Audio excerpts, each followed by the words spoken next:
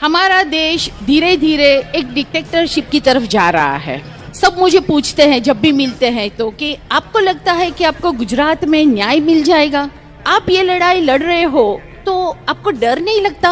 हमें ये सरकार को और संजीव भट्ट दोनों को तसल्ली देनी है कि अगर एक संजीव भट्ट को अरेस्ट करोगे तो 1 लाख संजीव भट्ट खड़े हो जाएंगे। आज तक मैं बेल के लिए घूम रही हूँ, sessions court, high court, supreme court, bail नहीं मिल रहा। एक अफसर जिसने पूरी ऑनेस्टी से काम किया। 2002 गुजरात में बहुत गंदे दंगे हुए थे, हजारों लोग मारे गए, हजारों औरतों के रेप हुए। इससे पूरा देश हिल गया है, हमारी पूरी संस्थाएं हिल गई है, फिर चाहे वो जुडिशरी हो, पुलिस डिपार्टमेंट हो, administrative department, election commission, CBI, जो भी हो, सभी ये बेस पे आजकल नाचने लगे हैं। हमारी सिक्योरिटी बिल्कुल घर से निकाल दी गई। मेरा आधा घर तोड़ दिया गया जिसमें मैं 23 साल से जी रही हूँ, कहते हुए कि ये इलीगल है। अगर मेरे हस्बैंड ने उस वक्त कह दिया होता कि मैं भूल गया, याद नहीं क्या हुआ 2002 में, तो हम शायद आज वेनिस में वेकेशन करते होंगे। નમસ્કાર દોસ્તો, થોડા દિવસ પહેલા મેં એક ન્યૂઝમાં વાંચ્યું હતું કે આઈપીએસ અધિકારી સંજીવ ભટ્ટને કોર્ટે નિર્દોષ જાહેર કર્યા છે અને એમને જામીન પણ મળી ચૂક્યા છે, એવું કંઈક હતું લખેલું, પણ ખૂબ સારી વાત છે. સંજીવ ભટ્ટ આઈપીએસ કક્ષાના અધિકારી. હવે વિચાર કરો તમે દોસ્તો, સંજીવ ભટ્ટ આઈપીએસ અધિકારી જે છતાંય 18-19 વર્ષથી જેલમાં હતા. આજે સંજયસિંહ પુખ્તા સબૂત ન મળવાને કારણે નિર્દોષ સાબિત થયા છે. હવે એ કઈ બાબતને લઈને જેલમાં હતા? હવે આટલા બધા વર્ષો વીતી ગયા એટલે લગભગ ઘણા બધાને તો ખબર પણ નહીં હોય. 2002 ની અંદર જે ગોધરા કાંડ થયું હતું, એ ગોધરા કાંડની અંદર સંજીવ ભટ્ટ પાસે એવા ખુલાસાઓ હતા જે સંજીવ ભટ્ટ જે ખુલાસાઓ કરે તો હાલ અત્યારે જે દેશના વડાપ્રધાન છે એ કંઈક ને કંઈક ફસાઈ શકે એવું હતું. પણ એ સમયે એ મુખ્યમંત્રી હતા, પણ એ મુખ્યમંત્રી ના ફસાઈ જાય, આ કોણે ષડયંત્ર રચ્યું છે એ ખબર ના પડે, એ માટે આઈપીએસ કક્ષાના અધિકારી સંજીવ ભટ્ટને જેલના હવાલે કરવામાં આવ્યા, ખોટા કેસો કરીને, ખોટી રીતે ફસાવીને. વિચાર કરો તમે કે આ એ ભારત દેશ છે કે જ્યાં આઈપીએસ કક્ષાના અધિકારીઓ સુરક્ષિત નથી, એમને જેલના હવાલે કરવામાં આવે છે, જેલમાં મોકલવામાં આવે છે, અને એ પણ ખોટા કેસો કરીને, ખોટા ષડયંત્રો રચીને. તો મારું ને તમારું શું થાય? વિચાર કરવા જેવી વસ્તુ છે. પણ એના હિસાબે જ ભારતીય જનતા પાર્ટીની દુકાન ચાલે છે કે અમારી વિરુદ્ધ જો કોઈ અવાજ ઉઠાવશે તો અમે પકડીને એને જેલમાં નાખી દેશું. એટલે તો લગભગ કહીએ તો ભારતની મોટા ભાગની જનતા ગુલામ બની ચૂકી છે. પણ જે રીતે સંજીવ ભટ્ટના જામીન મંજૂર થયા, કોર્ટે એને બાઇજત બરી કર્યા, ત્યાર પછી એમના પત્નીનું જે નિવેદન સામે આવ્યું છે, સાંભળીને તમારા પગ નીચેથી દોસ્તો જમીન ખસકી જશે. થોડો સમય કાઢી અને સાંભળો કેવી રીતે સંજીવ ભટ્ટના પત્ની શ્વેતા ભટ્ટે આટલો સમય ગાયો એમના વગર, અને એમનું ઘર પણ તોડી દેવામાં આવ્યું હતું. ત્યારે આ બધા ખુલાસાઓ શ્વેતા ભટ્ટે જે કર્યા છે, સાંભળીને તમારા પગ નીચેથી ખરેખર દોસ્તો હું કહું છું જમીન ખસકી જવાની છે. થોડો સમય કાઢીને તમે સાંભળો કેવી રીતે એની પર ષડયંત્ર કરવામાં આવ્યું, કેવી રીતે એમને ફસાવવામાં આવ્યા, એ તમામ ખુલાસાઓ કર્યા છે દોસ્તો. સાંભળો તમે આ વિડીયો. मैं श्वेता संजीव भट्ट, ये नाम मैं हमेशा बहुत गर्व से लेती हूँ. मेरे हस्बैंड एक आईपीएस ऑफिसर हैं. यहाँ हम सब लोग जो भी आए हैं, अलग अलग फील्ड के लोग हैं, अलग अलग जगह से आए हैं, मगर एक चीज़ कॉमन है, हम सब कंसर्न्ड हैं. हम सबको दूसरों की तकलीफ महसूस होती है, वो तकलीफ के लिए कुछ करना चाहते हैं. हम लोग ऐसे एक डेंजरस टाइम से गुजर रहे हैं कि जहाँ कोई भी आवाज़ जो उनके साथ सहमत नहीं होती हो, a voice of dissent, a voice of reason, उसको दबाया जाता है. लॉ हर एक के लिए एक होना चाहिए यूजुअली, सब मुझे पूछते हैं जब भी मिलते हैं तो कि आपको लगता है कि आपको गुजरात में न्याय मिल जाएगा? पहला प्रश्न।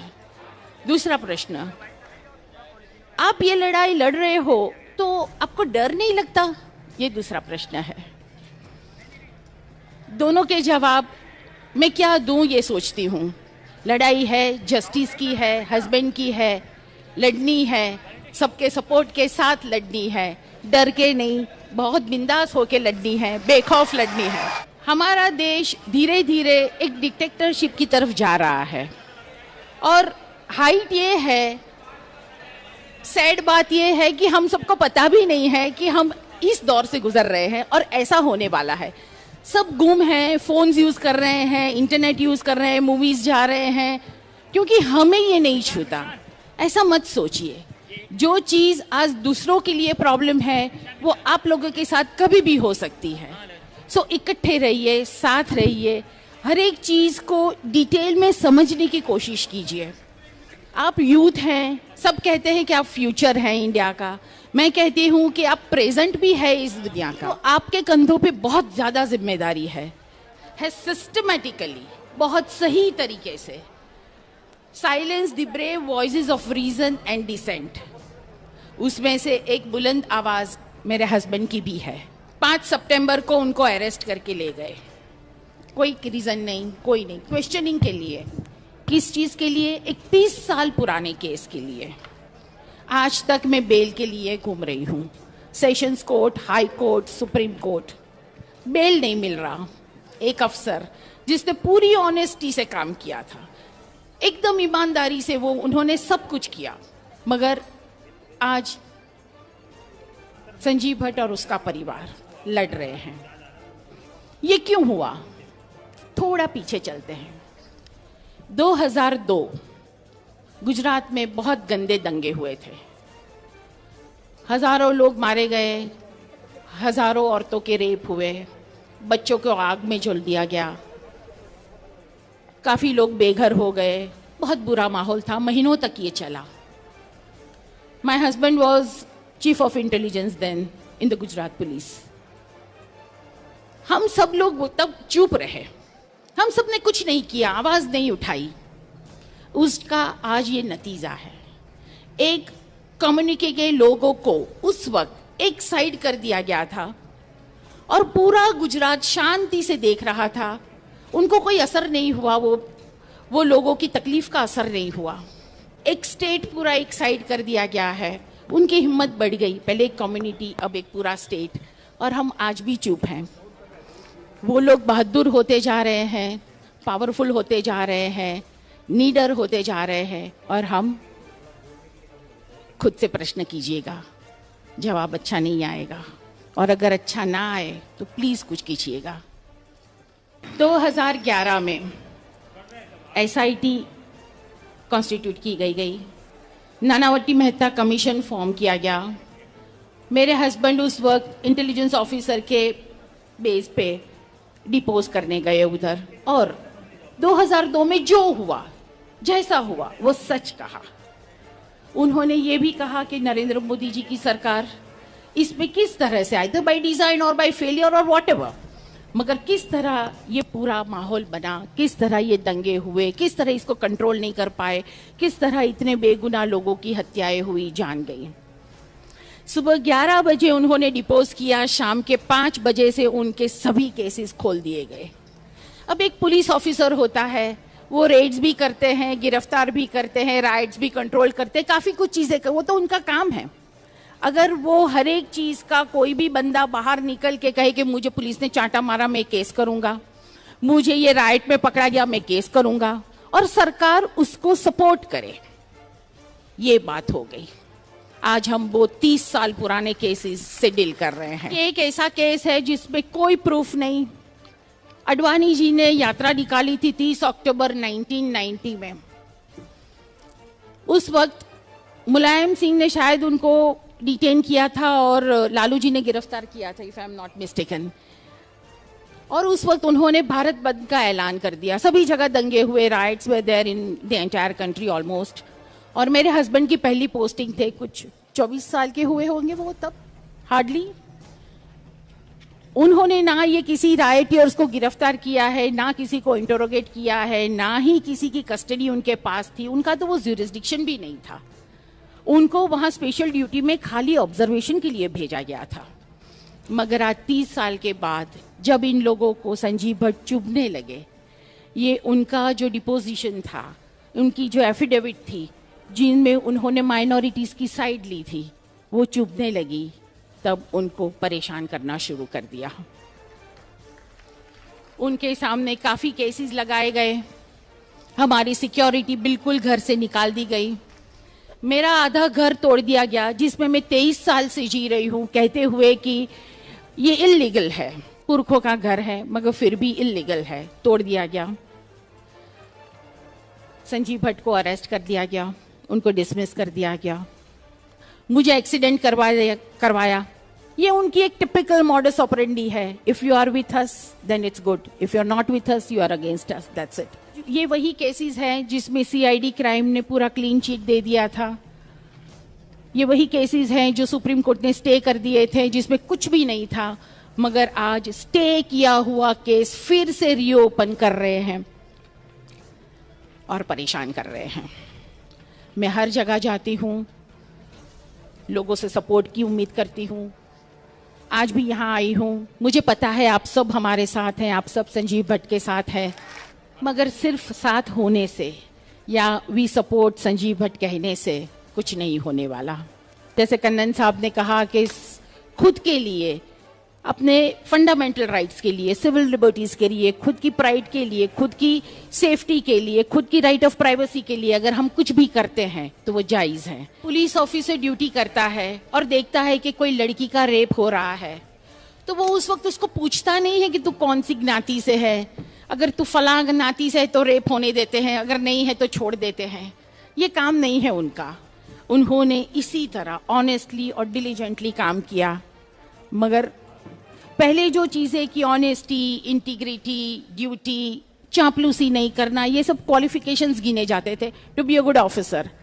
आजकल शायद ऐसा नहीं है। अगर मेरे हस्बैंड ने उस वक्त कह दिया होता कि मैं भूल गया, याद नहीं क्या हुआ 2002 में, तो हम शायद आज वेनिस में वैकेशन करते होंगे। पुलिस ऑफिसर, मेरे हस्बैंड कहते हैं कि is the first line of defence. कभी भी कोई भी जगह तकलीफ होती है तो पहले टच में ऑफिसर आते हैं, पुलिस वाले आते हैं। अगर वो अपनी ड्यूटी सही तरीके से नहीं करेंगे तो ये देश कैसे चलेगा? हर एक society they make their officers. आप सबका दोष है इसमें, हम सबका दोष है इसमें। हम सब चुप बैठते हैं। जब एक ऑफिसर के साथ कुछ होता है हम कुछ करते नहीं हैं, तो दूसरे अफसर भी यही देखते हैं कि हाँ चलो देखो, कुछ बोलना नहीं है, चुपचाप रहना है, चापलूसी करनी है, वरना हमें प्रॉब्लम हो जाएगी। तो एग्जैक्टली दूसरे ऑफिसर्स ऐसे बन जाते हैं, सोसाइटी बनाती है उनको ऐसे। अगर एक अफसर खड़ा रहता है, बहादुरी से कुछ डिसीजन लेता है और कुछ काम करने की ठानता है और पूरी सोसाइटी साथ हो जाती है, तो वो ऐसा एग्जाम्पल होता है कि नहीं, हम कुछ करेंगे तो हमारे साथ भी ये लोग खड़े रहेंगे, तो हमें ऐसा बनना है, तो हम शायद अच्छे अफसर्स बना पाए। ये लोग जो हैं एक ऑर्गेनाइज्ड मिस इन्फॉर्मेशन फैलाते हैं। आप सबको लगेगा तो हम करें क्या, चलो बताओ, हमें भी कुछ करना है मगर करें क्या? तो ये बात है कि ये जो एक ऑर्गेनाइज्ड मिस इन्फॉर्मेशन वाली बात है, कोई भी चीज को गलत तरीके से बताना, बताते ही रहना लगातार जब तक कि वो सच ना हो जाए। संजीव भट्ट सबकी आवाज थे, बड़ी बुलंद आवाज हैं आज भी। वो बेखौफ लिखते हैं, बेखौफ बोलते थे। आज अगर वो थोड़े वक्त के लिए हमारे बीच में नहीं है तो हमें उनकी आवाज बनना है। उसी निडरता से, उसी तरह से हमें ये सरकार को और संजीव भट्ट दोनों को तसल्ली देनी है कि अगर एक संजीव भट्ट को अरेस्ट करोगे तो 1 लाख संजीव भट्ट खड़े हो जाएंगे। Grid and fear, punishment and reward, ये चीज़ों पे ये सरकार चलती है। जैसे कुछ भी उनके पसंद का नहीं हुआ, फटाक से पनिशमेंट। अगर किसी ने भी गलत तरीके से उनका फेवर में किया तो तुरंत रिवॉर्ड। ये बहुत डेंजरस चीज़ें होती है। ये सुनने में जितनी सिंपल लगती है उतनी होती नहीं। इससे पूरा देश हिल गया है, हमारी पूरी संस्थाएं हिल गई है, फिर चाहे वो जुडिशरी हो, पुलिस डिपार्टमेंट हो, administrative department, election commission, CBI, जो भी हो, सभी ये बेस पे आजकल नाचने लगे हैं, which is very dangerous. We have to stop it. मेरे हस्बैंड हमेशा कहते हैं कि ये लड़ाई मेरी ही है या मेरे परिवार की ही है, ऐसा नहीं है. ये लड़ाई हम सबकी है. और ये लड़ाई कोई एक दो पॉलिटिशियंस के सामने है, वैसी भी नहीं है. This battle is against the ideology. एक आइडियोलॉजी के खिलाफ है, फिर वो चाहे किसी की भी हो. फासिज्म वाली आइडियोलॉजी नहीं चलेगी. So we have to fight that ideology, इकट्ठे एक साथ. ये गवर्नमेंट को कोई क्वेश्चन करे वो पसंद नहीं, और ये आंसरेबल तो है ही नहीं. तो हमें ऐसा माहौल करना है जहां हम बेखौफ होकर उनको क्वेश्चंस कर सके कि ऐसा क्यों और ऐसा क्यों नहीं. आज हम लोग सब डर में जी रहे हैं. इसको फ़ोन करे तो डरते, हमारे फ़ोन टैप हो रहे होंगे, ये खाना चाहिए, ये नहीं खाना चाहिए, ये पहनना चाहिए, इसको मिलना चाहिए, इसको नहीं मिलना चाहिए. अफसोस डर रहे हैं कि भाई रेड करे तो प्रॉब्लम, रेड ना करे तो प्रॉब्लम, राइट्स करवाएं तो प्रॉब्लम, राइट्स रोके तो प्रॉब्लम, गिरफ्तार करे तो problem. Total state of confusion. किसी को पता नहीं है एग्जैक्टली कि चापलूसी के सिवा और क्या करे तो हम ठीक तरह से अपना गुजारा कर सके. इसको जैसे भी हो सके थोड़ा सही करना है. मुझे सिर्फ एक फ़ोन की आवश्यकता है. मैं आप सबके साथ हूँ, एनी टाइम एनीवेयर, और आप सब मेरे साथ रहें any time anywhere. Sanjeev Bhatt को घर लाना है एट एनी कॉस्ट, और दुआ कीजिएगा. Thank you.